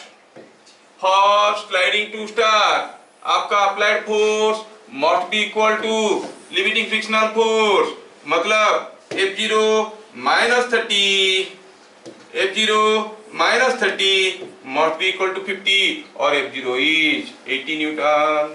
Yes. क्या तीसरा बिट का भी आंसर आप लोग बता सकते Sir, हो? 40 Newton. 40 Newton, yes yes yes 40 Newton. तो क्या कहेंगे बिट नंबर 3 में? When F0 is to north, applied force होता है F0 का स्क्वायर प्लस 30 का square whole number. Therefore F0 का स्क्वायर प्लस 30 का square must be equal to 50 implies F0 must be equal to 40 Newton. है ना interesting question? Yes, sir. आप ढकेल रहे हो, कोई दोस्त मदद करने आएगा, अगर वो ईस्ट की तरफ ढकेलेगा तो सबसे कम फोर्स देना पड़ेगा, वेस्ट की तरफ करेगा तो और ज्यादा 80 न्यूटन, परपेंडिकुलर करेगा तो 40 न्यूटन से भी काम निकल जाएगा, है कि नहीं? यस। अगला question, find with what means maximum acceleration blocks can move together. ये दो ब्लॉक रखे हुए हैं और इनको कोई फोर्स धकेल रहा है और ये दोनों चल रहे हैं, लेकिन अगर बहुत ज्यादा फोर्स में, बहुत ज्यादा एक्सीलरेशन में लेने की कोशिश करेंगे तो सोचो क्या होगा। अगर हम इसको धीरे धीरे ढकेलेंगे तो पता चलेगा ये चलेगा। दिया है कि यहाँ पर दोनों ब्लॉक के बीच में म्यू का वैल्यू 0.6 है। बहुत ही इंटरेस्टिंग और बहुत ही इंपॉर्टेंट क्वेश्चन है, देख लेना। ग्राउंड को स्मूथ दिया हुआ है, अगर इसको मैं धीरे धीरे ढकेलूंगा तो दोनों ब्लॉक चलेंगे साथ साथ। जोर से ढकेलने की कोशिश करूंगा तो ये जो ऊपर वाला ब्लॉक है किधर फेंका जाएगा? आगे की तरफ कि पीछे की तरफ? पीछे की तरफ। कौन लेगा उसको पीछे की तरफ? Pseudo force. मतलब अगर आप इसको एक्सीलरेशन ए में दिए तो इसके ऊपर एक स्यूडो फोर्स आएगा। ये जो छोटा वाला ब्लॉक है, छोटे वाले ब्लॉक को लेके, ये जो छोटा वाला ब्लॉक है इसके ऊपर एक स्यूडो फोर्स आएगा जो कि कुछ इस डायरेक्शन में आएगा। कितना? ma। अगर ये जो फोर्स है स्यूडो फोर्स, अगर ये इसका फ्रिक्शनल फोर्स से ज्यादा हो गया, किससे? म्यू आर से ज्यादा हो गया तो फिसल जाएगा। समझ में आया? सो फॉर नो फिसलिंग m a must be less than mu R. बोला कि दोनों साथ में चलेंगे, मतलब नहीं फिसल रहा है। जब हम पूछा है what is the maximum acceleration, जब मैक्सिमम एक्सीलरेशन में जा रहा है मतलब अभी जस्ट फिसलने वाला है और थोड़ा सा भी ज्यादा एक्सीलरेशन हो जाएगा तो ये फिसल जाएगा। तो हम क्या कहेंगे? At maximum acceleration ma should be equal to mu R, और ये फिसल जाएगा मतलब r का वैल्यू क्या है? Mu mg। r का वैल्यू है mg, तो ma is equal to mu mg। m तो दोनों तरफ से गया, a is equal to mu g। इससे ज्यादा एक्सीलरेशन में लोगे, ये ब्लॉक चाहे कितने भी मास को, मास के ऊपर डिपेंड कर रहा है क्या? देखो मास कैंसिल हो गया। Yes, sir. So the maximum acceleration with which this arrangement can be moved is depending only on the frictional force between the two. क्या बात समझ में आ रहा है? कोई पूछेगा बताओ कितना मैक्सिमम फोर्स लगा सकते हो ताकि दोनों मिलके चलेंगे? For what maximum value of F they can move together? आप देखोगे कि जो फोर्स लगाओगे उससे इसका एक्सीलरेशन इससे ज्यादा नहीं होना चाहिए। मैक्सिमम एक्सीलरेशन क्या है? Mu g. ये फोर्स दोनों ब्लॉक को म्यू जी मिलेगा तो कितना फोर्स चाहिए? m plus m into mu g. So the maximum force that you can apply here so that both of the blocks will move together is m plus m into mu g. उससे ज्यादा force दोगे तो acceleration mu G से ज्यादा हो जाएगा और ऊपर वाला फिसलने लगेगा धीरे धीरे। क्या मेरी बात समझ में आ रहा है? यस। Question number 13। ये क्वेश्चन में देखिए, in figure shown find tension in connecting thread. ये 2 kg 3 kg फोर्स दिया हुआ है, म्यू दिया हुआ है, सब कुछ दिया हुआ है। पूछा है फाइंड द टेंशन, इस थ्रेड में क्या टेंशन होगा? अगर F का वैल्यू है 10 न्यूटन, F का वैल्यू है 18 न्यूटन, F का वैल्यू है 30 न्यूटन। तीनों केस में टेंशन इन द थ्रेड पूछा है। समझ में आ रहा है? पानी पिया करो, कम पानी पीते हो तुम, इसलिए ये आंसर आ रहा है इतना ज्यादा। दबा दबा के छोड़ रहा हो। ठीक, हम जानते हैं ना ये सब चीजें, हम नहीं जानते क्या? हम जानते हैं। तेरे बगल वाले पूछ रहा कैसे पता चला? सर को पता चलता है, मुंह खोलने की जरूरत नहीं है, आंखों से पानी निकल के आ जाता है under pressure. Now you see, अगर ये फोर्स F में दोनों ब्लॉक को खींच रहे हैं तो चलो पहले सोचें कि यहाँ पर क्या होगा मैक्सिमम लिमिटिंग फ्रिक्शनल फोर्स। यहाँ पर भी कुछ होगा और यहाँ पर भी कुछ होगा। यहाँ पर लिमिटिंग वैल्यू क्या है, म्यू इंटू 2g, यहाँ पर mu into 3g, so it is mu into 2g plus 3g। क्या ये बात सबको समझ में आ रहा है? नहीं? तो 2g 3g हो गया 50, म्यू का वैल्यू 0.5 पे 50 इंटू 0.5 हो गया 25 न्यूटन। समझ में आया क्या? ये तो यहाँ पर ये दोनों के ऊपर टोटल फ्रिक्शनल फोर्स कितना हो सकता है, 25 न्यूटन। जब मैं 10 न्यूटन दे रहा हूँ क्या ये चलेगा? नहीं चलेगा। जब मैं 10 न्यूटन दूंगा ये नहीं चलेगा। तो bit number 1, when F is equal to 10 newton, blocks do not move, blocks do not move। बहुत ही रीजनिंग वाला क्वेश्चन है। ये ब्लॉक मूव नहीं करते हैं, ठीक है। क्यों नहीं मूव करते? क्योंकि ये दोनों मिलके 50 न्यूटन 25 न्यूटन रोक सकते हैं। हमने खींच रहा है 10 न्यूटन फोर्स में, नहीं चलेगा। बताओ ये थ्रेड में टेंशन क्या होगा, ये पूछा गया है। थोड़ी देर के लिए इमेजिन करो कि ये थ्रेड जो है लूज है। अगर थ्रेड लूज है तो उसमें टेंशन क्या है, 0। स्ट्रेच्ड थ्रेड में टेंशन होता है। अब मैंने लगाया फोर्स 10 न्यूटन का, यहाँ पर मैक्सिमम फ्रिक्शनल फोर्स कितना हो सकता है? सोचो यहाँ पे मैक्सिमम फोर्स फ्रिक्शनल फोर्स कितना हो सकता है? किसके नीचे? 3 kg के नीचे। 3 kg के नीचे मैक्सिमम फ्रिक्शनल फोर्स कितना हो सकता है?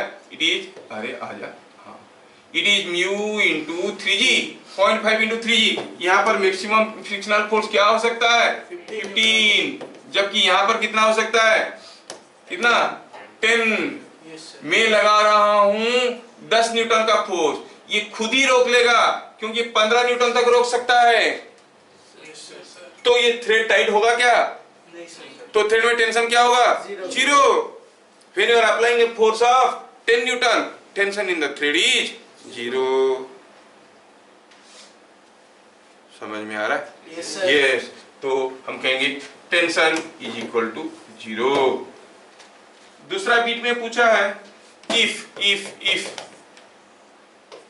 is equal to 18 Newton, F is equal to 18 Newton, F is equal to 18 Newton, क्या ये 3 kg मास अकेला होता चल जाता? हाँ, ये 15 न्यूटन तक रोक सकता है। हम 18 न्यूटन दे देते तो चलता, लेकिन अभी ये पूरा सिस्टम चलेगा क्या? क्यों? क्योंकि पूरा सिस्टम को चलाने के लिए 25 न्यूटन चाहिए। अब ये नहीं चलेगा तो ये कैसे चलेगा? ये भी नहीं चलेगा। लेकिन ये पूरा कोशिश करेगा रोकने के लिए, रोक नहीं पाएगा। तो कितना फोर्स लगाएगा? 15 न्यूटन। सोचो, जैसे आप 10 न्यूटन लगाए, थ्रेड में टेंशन 0 है, फ्रिक्शनल फोर्स कितना है? 10, इसलिए तो मूव नहीं कर रहा है। आपकी 11, ये बन गया 11, आपकी 12, ये बन गया 12, आप बना दो 15, ये बन जाएगा 15, तभी टेंशन 0 है। आप जैसे बनाओगे 16, ये तो 15 में रुकेगा, बाकी लेकिन मूव नहीं करेगा, मतलब थ्रेड रोकने लगेगा। अभी थ्रेड कितना देगा? हम दे रहे हैं 16, ये रोक रहा है 15, तो थ्रेड खींच रहा होगा 1 न्यूटन में। सोचने वाली चीज है, हर चीज को लिखेंगे तो ऐसे बन जाएगा। अब अगर हम 18 न्यूटन दिए तो ये टेंशन कितना होगा? 3 न्यूटन, क्योंकि 15 न्यूटन तो यही रोक लेगा, 3 न्यूटन को रोक नहीं पाएगा जो थ्रेड रोकेगा। समझ में आ रहा है क्या? तो क्या लिखें? लिखेंगे कि F is equal to 18 Newton, T is equal to 3 Newton. Bit number 3, F is equal to 30 Newton, क्या सिस्टम चलेगा? Yes sir. हाँ, 25 न्यूटन तक रोक सकता है। 30 न्यूटन देंगे तो चलेगा नहीं? तो yes, when F is equal to 30 Newton, the system moves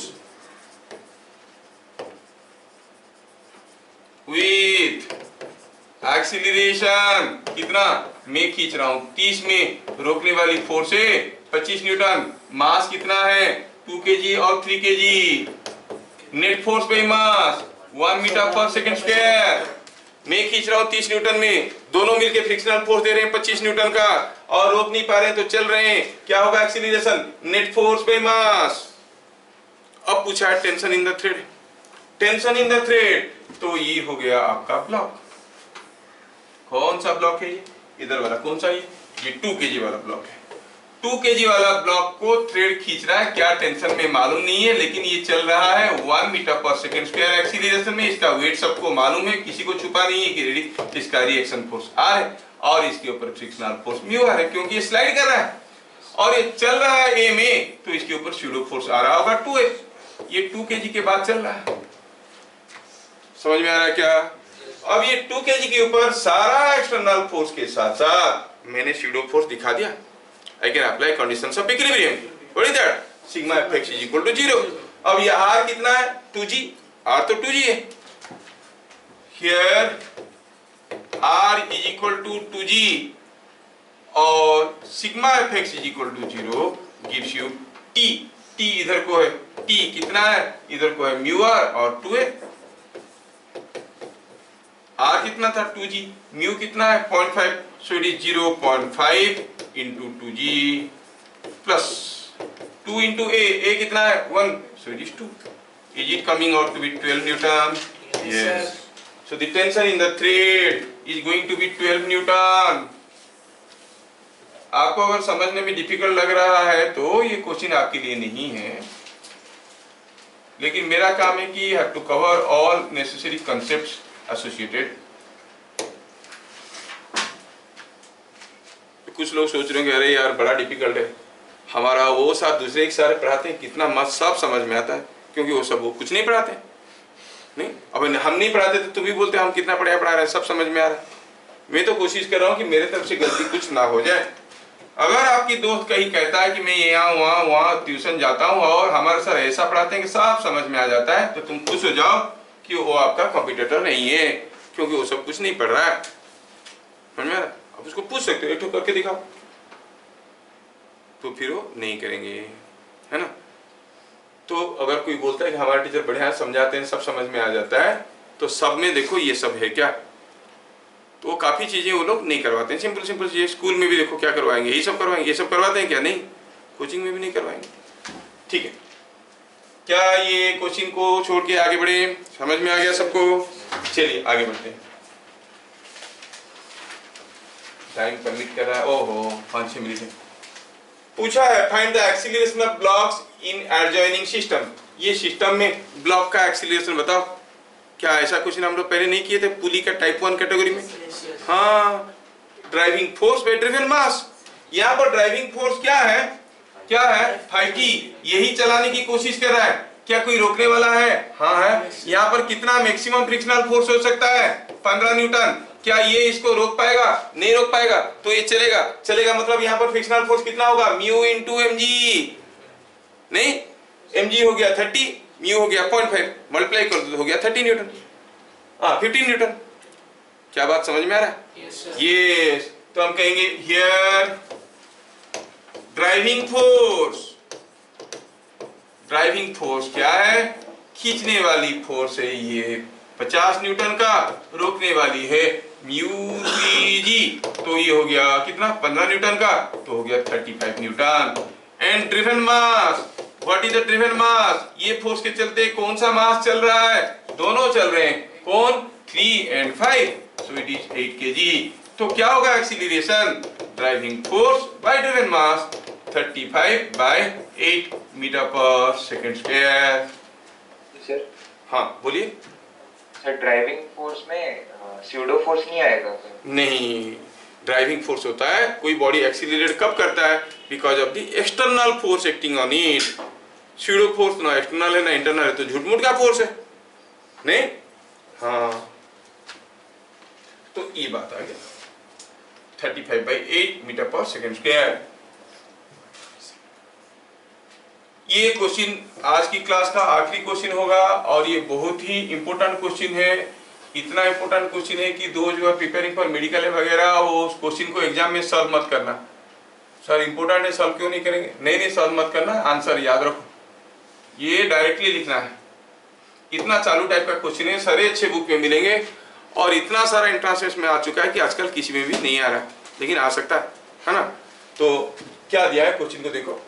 A chain of length L is kept on a rough horizontal table। आखिरी क्वेश्चन है, have patience and to understand। School वाले भी इस क्वेश्चन को डालते हैं, कोई रफ हॉरिजॉन्टल टेबल है, उसके ऊपर कोई चेन रखा है, क्या लिखा है उसके बारे में, with a part of length x hanging beyond the edge, chain का कुछ हिस्सा झूल रहा है, ऐसे कितना x लेंथ झूल रहा है। चेन का लेंथ कितना है, चेन का लेंथ है l, मतलब ऊपर कितना लेंथ है l माइनस x। बस अब तक की क्वेश्चन से यही पता चला। A chain of length L is kept on a rough horizontal table with a part of length x hanging beyond the edge। अच्छा, और जो रफ टेबल है वहां पर म्यू का वैल्यू दिया हुआ है, कितना, mu 0। Find maximum value of x for equilibrium. हम थोड़ा सा झुला के रखेंगे तो रहेगा, थोड़ा और ज्यादा झुला के रखेंगे तो रहेगा, लेकिन बहुत ज्यादा झुला के रखेंगे तो रहेगा क्या, फिसल जाएगा। पूछा है कितना मैक्सिमम झुला के इसको रख सकते हो। Maximum value of x for equilibrium, मतलब x अगर और थोड़ा सा भी ज्यादा होगा रहेगा कि नहीं रहेगा, नहीं रहेगा। मतलब ये कौन सा इक्विलिब्रियम में है, लिमिटिंग इक्विलिब्रियम में है ना। तो क्या लिखेंगे, at maximum value of x the chain is in limiting equilibrium. At maximum value of x chain is in limiting equilibrium. जस्ट फिसलने वाला है, अगर थोड़ा सा ज्यादा हो जाएगा फिसल जाएगा। चलो ठीक है, लेकिन उससे हमारा आंसर कैसे निकलेगा, आंसर क्या निकालना है, x का वैल्यू निकालना है। चलिए late us see the value of x। अब ये चेन जस्ट फिसलने वाला है, जब वो बॉडी जस्ट फिसलने वाला होता है तब कैसा होता है situation, applied force limiting frictional force के बराबर होता है। F और FL बराबर होते हैं, नहीं, यहां पर FA क्या है, FL क्या है, निकालते हैं। हियर व्हाट इज FA, कौन सा फोर्स है जो चेन को फिसलाने की कोशिश कर रहा है, चेन को ऐसे मूव करवाने की कोशिश कर रहा है, ऐसे खींच के, वो इसका वेट है, जो झूल रहा है उसका वेट है। अप्लाइड फोर्स क्या है, here applied force is weight of the hanging part.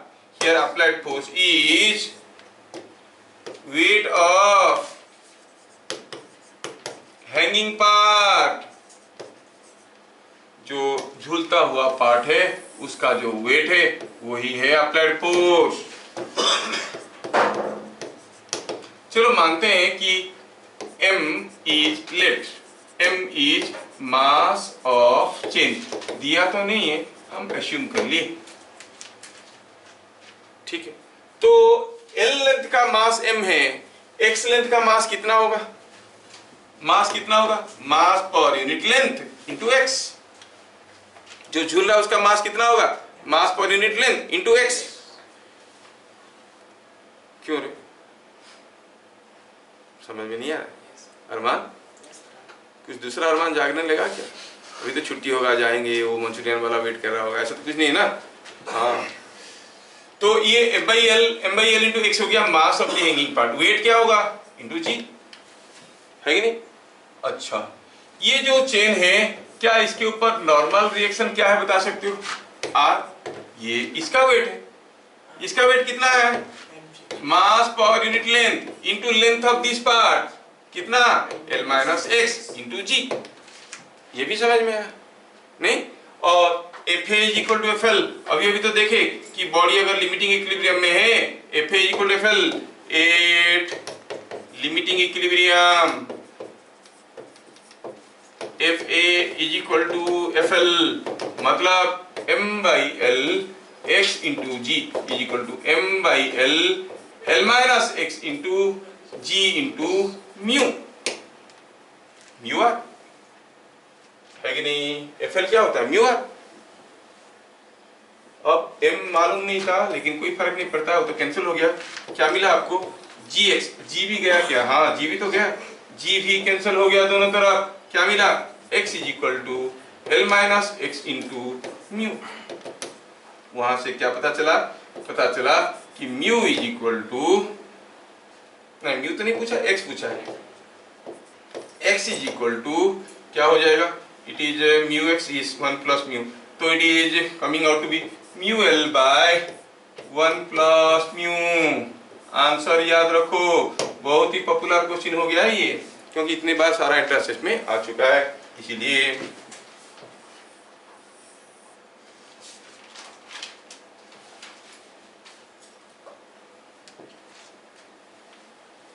क्या बात समझ में आया?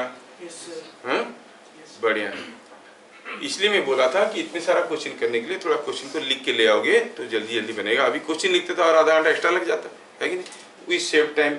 लेकिन क्या करें, 3 देवियां नहीं लिखे थे। अगला क्वेश्चन है ये वाला, जो करने के लिए आज शायद समय नहीं बचेगा। और ये क्वेश्चन सिर्फ एक क्वेश्चन नहीं है, this is a totally theory again, ठीक है ना? इससे शुरू होकर काफी सारे थ्योरी निकलना शुरू होंगे और ये बहुत पॉपुलर क्वेश्चन भी है, ठीक है? IIT JEE में भी आ चुका है। खैर, इसको हम पढ़ेंगे और इसके बारे में बहुत सारी जानकारी हम लोग अगले क्लास में देखेंगे। क्या था क्वेश्चन कि कोई ब्लॉक रखा है रफ सरफेस पे, अगर ऐसे पुश करोगे तो क्या फोर्स चाहिए मूव करवाने के लिए, ऐसे पुल करोगे क्या फोर्स चाहिए मूव करवाने के लिए। नहीं, हम डिस्कशन करेंगे इसको अगले क्लास में। फिर मिलेंगे अगले क्लास, तब तक के लिए जय हिंद। जय हिंद सर।